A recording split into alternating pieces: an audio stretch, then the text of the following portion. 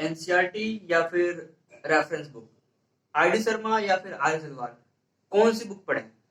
हर बच्चे को ये कंफ्यूजन रहता है कि टेंथ में कि आप किस बुक को रेफर करें, या फिर आपको एनसीईआरटी से पढ़नी चाहिए बस, या फिर और भी रेफरेंस बुक रेफर करना चाहिए। तो आज की वीडियो टोटली आपकी बुक्स लिस्ट के ऊपर होने वाली है कि कौन कौन सी बुक्स को आपको फॉलो करना है।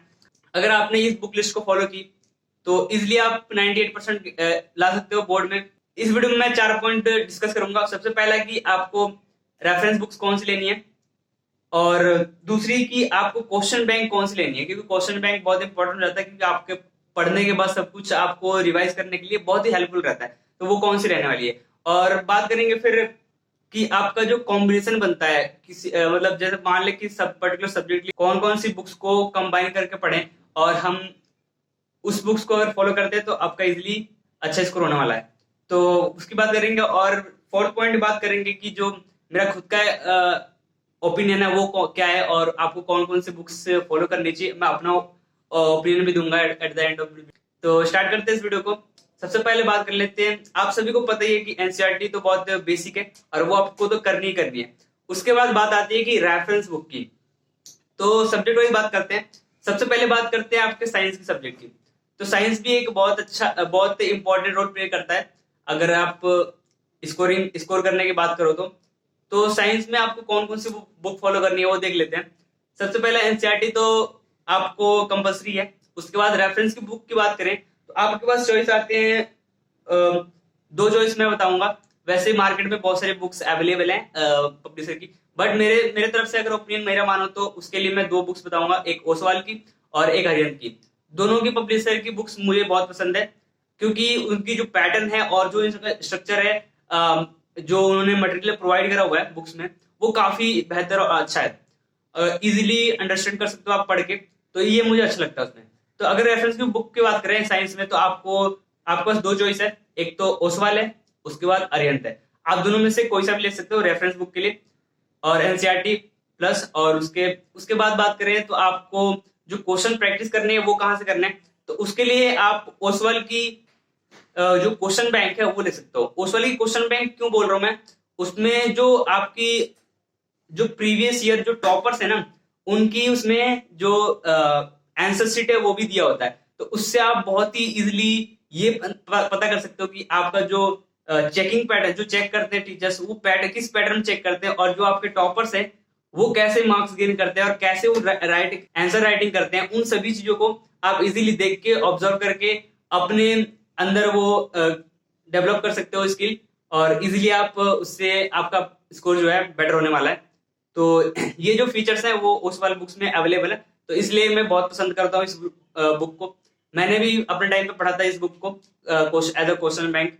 तो आप साइंस के लिए एनसीईआरटी कंपलसरी, उसके बाद आपका रेफरेंस बुक में अरिहंत या फिर ओसवाल में से कोई सा फॉलो कर सकते हो। उसके बाद अगर क्वेश्चन बैंक की बात करें तो क्वेश्चन बैंक में आपका ओसवाल। अब बात कर लेते हैं मैथ में। जो मैथ की है वो उसमें बड़ा बच्चे कंफ्यूज रहते हैं, क्योंकि मैथ में कुछ बच्चे आरडी फॉलो करते हैं, कुछ बच्चे या फिर आरएस वाला फॉलो करते हैं। तो स्कूल में जैसे कि कोई टीचर ने बोल दिया आरडी, हम आरडी फॉलो करना है आपको, कुछ टीचर्स बोलते हैं कि आपको आरएस फॉलो करना है। अगर बात करें बेसिक से बात करें तो जो आरएस है और जो आरडी है उसमें ज्यादा डिफरेंस नहीं है। बट अगर आपको आगे जाके 11th में आपको साइंस स्ट्रीम लेनी है मैथ से पीसीएम से आपको अगर 11th-12th करना है, तो उसके लिए मेरा जो ओपिनियन है वो रहेगा कि आप आरडी की तरफ जाएं। क्योंकि आरडी में जो क्या है ना कि जो पैटर्न है ना, जो ऑब्जेक्टिव टाइप क्वेश्चन है या फिर जो कंपटीशन लेवल की क्वेश्चन है, वो उसमें ज्यादा उसकी पैटर्न में आपको देखने को मिल जाएगी। जो आर्ट्स वाले है वो थोड़ा सा इसमें लैग करता है। तो इसलिए मेरा ओपिनियन रहेगा, अगर आप 11th-12th में मैथ लेने वाले हैं तो उसके लिए आप आरडी शर्मा को फॉलो करें, क्योंकि उसकी ऑब्जेक्टिव बुक्स भी आती है। तो आप आईआईटी जेई की अगर एंट्रेंस एग्जाम की तैयारी करोगे 11th-12th, तो आपकी जो आरडी शर्मा उसकी ऑब्जेक्टिव बुक भी आती है। तो अगर आप उसको फॉलो करते हो तो आपको आईआईटी जेई की तैयारी आपकी वो भी इजिली हो जाएगी। तो अगर बात करें बुक्स की, सबसे पहले एनसीईआरटी कंपलसरी है, उसके बाद आपकी आरएस और आरडी में से आपको मैंने बता ही दिया। अगर आप पीसीएम चूज करने वाले हो 12th में तो आप आरडी की तरफ जाओ, या फिर आपको कोई और स्ट्रीम चूज करना है तो वो आप इजिली आरएस की तरफ जा सकते हो। और बात करें आपको जो क्वेश्चन सॉल्व करने हैं इनमें से, वो आपको सारे एग्जांपल्स करने हैं। उसके बाद जो आपके जो पर्टिकुलर कुछ कुछ क्वेश्चन ऐसे होते हैं ना जो आपको करने पड़ते हैं, जैसे कि आपको एनसीईआरटी एग्जाम्पलर वो लिखा हो अगर क्वेश्चन के पास में, तो वो उसको सॉल्व करना है। और प्रीवियस ईयर जैसे क्वेश्चन लिखे होते हैं क्वेश्चन के साइड में 2015 हो गया, 18 हो गया, ऐसे लिखे होते हैं, तो उन सारे क्वेश्चन को आपको सॉल्व करने हैं हर एक चैप्टर के।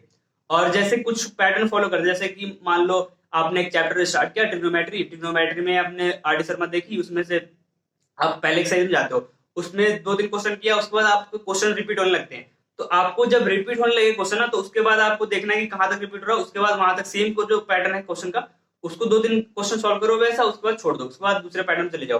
तो ऐसे आपको आरडी सॉल्व करनी है। ऐसे अगर करते हो तो आपका आरडी इजिली सॉल्व भी हो जाएगा अगर विद इन अ टाइम, और जो आपका प्रैक्टिस है वो भी इजिली हो जाएगा। तो ये तो होगी बात मैथ की। अगर क्वेश्चन बैंक की बात करें तो क्वेश्चन बैंक में फिर आप एक बुक फॉलो करते हो ओसवाल की, उसमें आपको क्वेश्चन बैंक जो है आपकी अगेन वही फीचर्स है, जैसे कि आप टॉपर्स के जो हैंड रिटन जो आंसर शीट है उसको वो देखने को मिल जाएगा आपको, उसको आप देख के पता कर सकते हो कैसे वो एग्जाम लिखते हैं, उससे आपको बहुत ज्यादा हेल्प होगी। तो ये तो बात होगी मैथ की। अब बात कर लेते हैं इंग्लिश की। तो इंग्लिश में बेसिकली आप जो आपको स्कूल टीचर्स पढ़ाते हैं, स्कूल में टीचर्स पढ़ाते हैं, वो आपको देखनी पड़ेगी।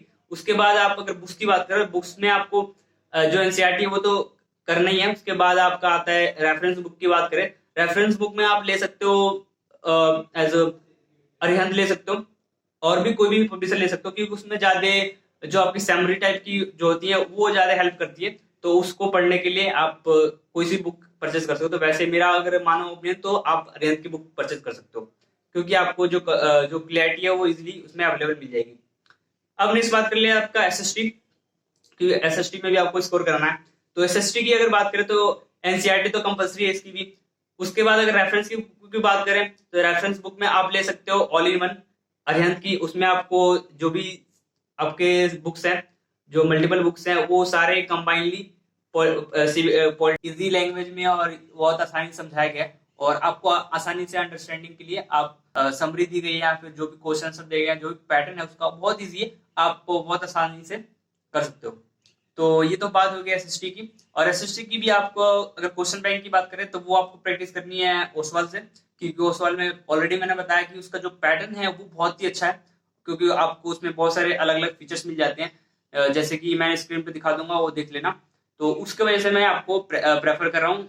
और अगर आप इसको फॉलो करते हो question bank as a question bank, तो बहुत ही इजी पड़ेगा आपके लिए स्कोर करना, और बहुत ही अंडरस्टैंडिंग, और जो आपका पैटर्न जो है पूरा सीबीएसई का जो पहले क्वेश्चन आते थे वो आपको बहुत ही आसानी से समझ में आ जाएगा। हर एक सब्जेक्ट के लिए जो बात करें क्वेश्चन बैंक की, तो यही प्रेफर करूंगा। बहुत ही आराम से आपको समझ में आ जाएगा कौन से क्वेश्चन रिपीट हो रहा है, कैसे क्वेश्चन आ रहे हैं, कैसे क्वेश्चन का पैटर्न चेंज हो रहा है।